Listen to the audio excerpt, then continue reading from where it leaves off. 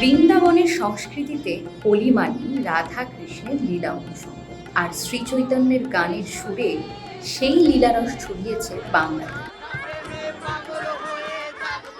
তারপর এলেন রবীন্দ্রনাথ, বসন্ত উৎসবকে এক নতুন রূপ দিলেন শান্তিনিকেতনের রঙিন প্রাঙ্গণে।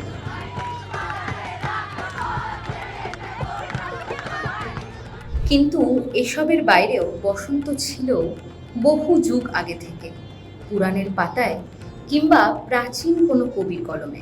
কিন্তু এখন আমাদের এই যান্ত্রিক জীবনে বসন্ত কখন আসে বা কখন চলে যায় আমরা কি একটা বুঝতে পারি?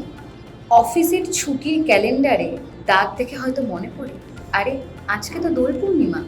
তাই ফ্ল্যাটের ছাদে দাঁড়িয়ে রং মাখা ছবিটা তুলে সোশ্যাল মিডিয়ায় পোস্ট করে ভাবি, বসন্ত উপভোগ করলাম।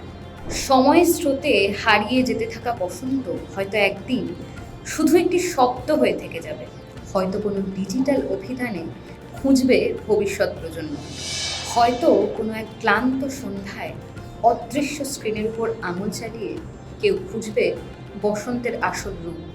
আর তখনই হয়তো কারোর কানে ভেসে আসবে সেই পুরনো সুর।